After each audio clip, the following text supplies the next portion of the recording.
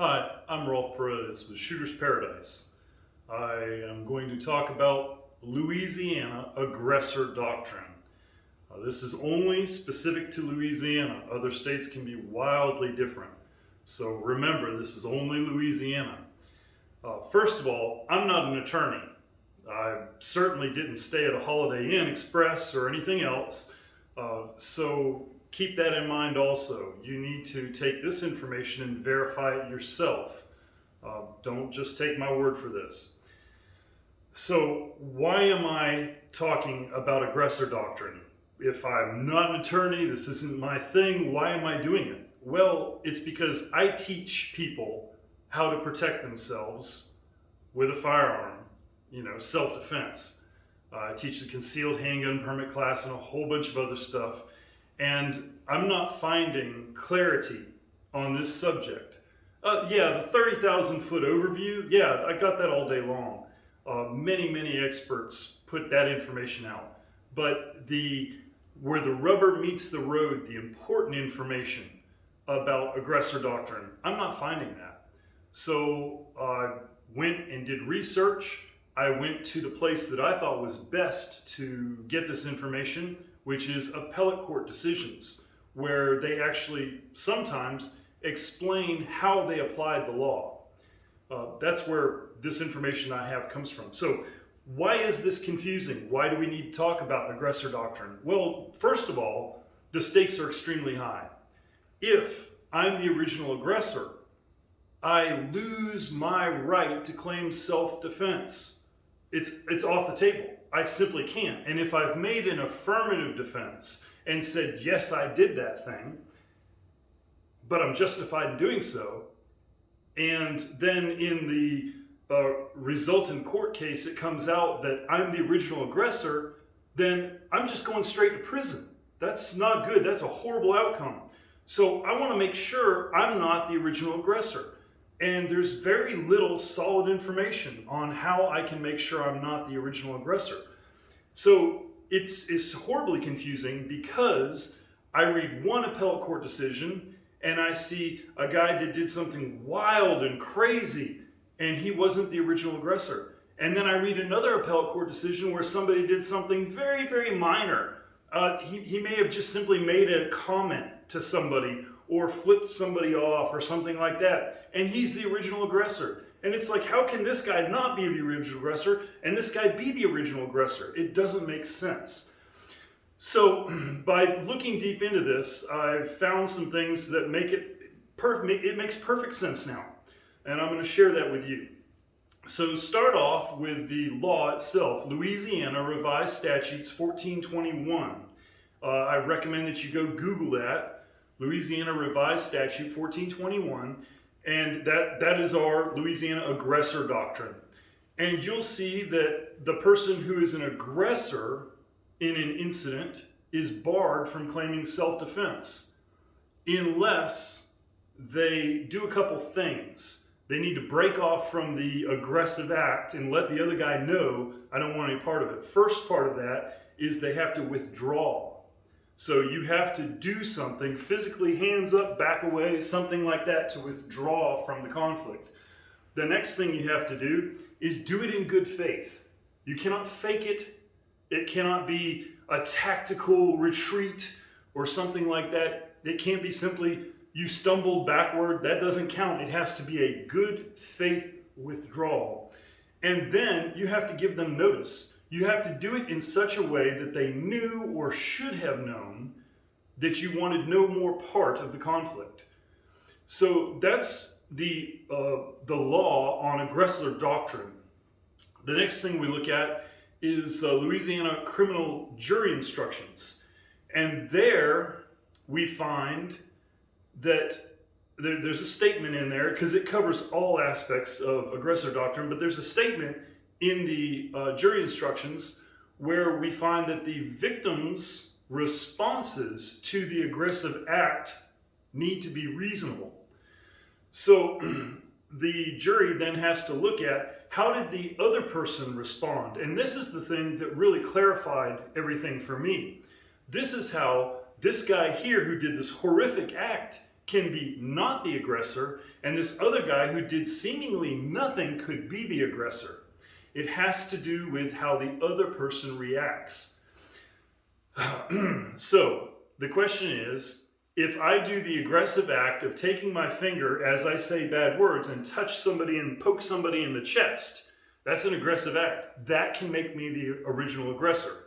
So as I'm doing that, if the other guy simply says, hey man, I don't want any trouble, well, that's a reasonable response. I'm on the hook there as the original aggressor. But if I take and I say, oh, you're a bad man and I don't like you, and I poke him in the chest, and he goes, oh yeah, and pulls out a big Bowie knife, well, that's not a reasonable reaction. And in that case, I'm off the hook, as it were, as the original aggressor. So if the other guy's reaction is unreasonable, I'm no longer the original aggressor. If the other guy's reaction is reasonable, then I'm on the hook as the original aggressor. That just clarified everything for me to understand that the other person's response is critical in my status as the original aggressor. Because I would take it, I think most people would, that it's my actions that determine whether I'm the original aggressor or not. And yes, while that's true, it's only when viewed from the perspective of the other person's reaction to it. That's pretty interesting. So we can look at a couple of cases here.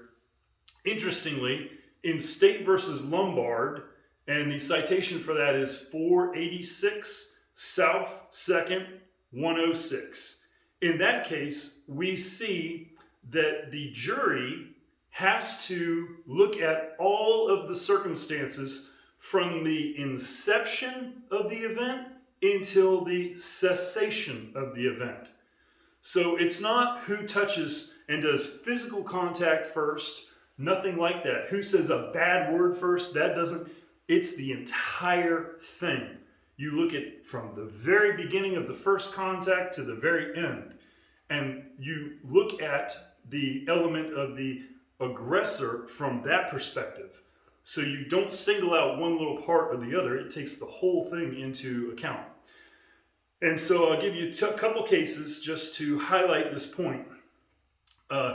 In State versus Robinson, 848 South 2nd 642, we see an individual who's been in trouble with the law a lot, who's coming down sidewalk, and he hops up on a neighbor's front porch.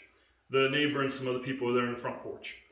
He's looking to sell some stolen goods, and so he's trying to interest them in buying what he's got. And quite quickly, the man of the house has had enough and tells him to leave. He doesn't. The man of the house picks up a small lightweight board and swings it at him and hits the porch post and breaks the little board. And so at that point, the other individual who was trying to sell the stolen goods attacks him. They fall over the handrail into the yard. The guy who was trying to sell the stolen goods pulls out a knife and stabs him repeatedly, and then finally runs off when witnesses yell at him. So in this case, this seller of stolen goods was the original aggressor because he trespassed onto the porch and didn't leave when he was told. That was enough to make him the original aggressor. Simple trespass and not leaving when he was told to leave. It's not a whole lot. That'd be pretty easy to fall under that situation where I'm trespassing somewhere because I wasn't invited there and I'm technically on private property. And then somebody says, hey, you got to get out of here. And I say, oh, I'll go for, take a hike. Well, right there, that can make me the original aggressor. It did in this case. We can look at another case, the other side of the spectrum, State versus Gonde. The citation for that is 442 South 2nd 703. In this case, we had a little bump in traffic where a guy bumped another guy from behind. The guy who bumped the other one took off and left. So the one who was left there, who had been bumped, was in a pickup truck with his friends. So 2 guys in a pickup truck. The other guy was by himself in a car. Well, the pickup truck gives chase, chases down the car, runs them off the road, and then blocks them in a parking lot. That's pretty aggressive right there. Then it doesn't stop there, it gets better. Then the guy who's driving the pickup truck and his passenger hop out of the truck. The guy driving the truck hops out with a shotgun, and he holds it apparently at port arms, kind of a deal. And he stays on his side of the pickup, around back by the bed apparently, and he gives instructions to his passenger to get the guy to stop and stay here, we're calling the police. Well, the guy in the car doesn't want any part of that. So then the guy with the shotgun, the driver of the pickup truck, says, get his keys. And so he wants to take his keys away from that individual. The guy in the car said, you're not taking my keys. No one's getting my keys. He reaches into a glove box, pulls out a pistol, cocks the pistol, and attempts to fire it. Well, you can imagine the guy with the shotgun pretty effectively handled the situation. So we had, it was a delayed death. The guy was in the hospital, I believe, for 14 days before he died from the shotgun wound. So the guy with the shotgun was charged, of course, and he was found not to be the original aggressor. Chase somebody down, run them off the road, block them in, get out with 2 people, with the one guy in the car, superiority of numbers, armed with a shotgun, and he's not the original aggressor. How can that be? It can be because based on the statement given by the wounded man in the hospital before he died, he knew full well that they had no intention to harm him. He simply got his gun because no one was taking his keys. It wasn't an issue of self-defense. It was an issue of no one's taking my keys away from me. And so that was viewed, cocking a pistol and attempting to fire in that case, was viewed as an unreasonable reaction to them stopping him. Had he been verbal and said, you shall not take my keys, I'll wait here for the cops, but you're not taking my keys, put his window up and sat there, that would have been a reasonable reaction, and that would have then put the driver of the pickup on the hook as the original aggressor. But because the driver of the car reacted in a way that the jury said was not reasonable, it let the driver off the hook as the original aggressor. That's pretty amazing. And 2 completely wildly different cases that show how this gets applied. So I see it as there's 4 items here. The first one, you have to make an aggressive act to be the original aggressor and not be allowed to make the self-defense claim. So what is an aggressive act? Well, personally, I think flipping somebody off could be an aggressive act, could qualify for that. Certainly, mouthing off to somebody and poking them in the chest, absolutely that will qualify to make you the original aggressor or the one who brought on the difficulty. So that's the first thing. You have to make an aggressive act is number 1. Number 2, at no point along this path of escalation do you back off, retreat, and say, I want no part of this. Remember, that's a part of regaining your mantle of innocence.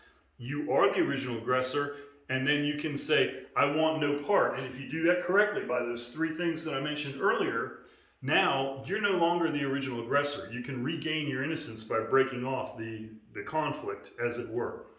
So, number 1, you make an aggressive act. Number 2, you don't retreat. Number 3, this thing actually does escalate to violence. You see, if it doesn't escalate to violence, then it's kind of like the point is moot. No harm, no foul. Well, everybody went home. It's not going to be a serious thing. So number 3, it actually does escalate to violence. And hopefully, those of you watching this will do everything you can to take that off-ramp before you get to violence. There's tons of off-ramps on the road to violence, and hopefully you will see them and you will take one of those. And then the fourth and final thing here, in what I've seen in my analysis of this, and I'm no legal scholar, the fourth thing that I've noticed is that the victim's response to the original aggressive act must be reasonable. So if all four of these things happen, I'm on the hook as the original aggressor and I cannot claim self-defense. I'll be sent straight to prison. So the first thing is I have to make an original aggressive act. It could be very, very minor. The next thing is I don't retreat. I don't back down. I never break off the conflict. Third thing, it actually builds to an act of violence. And then the fourth thing is the victim, the person that I came against, was reasonable in what he did every step of the way. As I stepped up and I stepped up and I stepped up, he was reasonable in his response to me, which clearly makes me the bad guy in that scenario.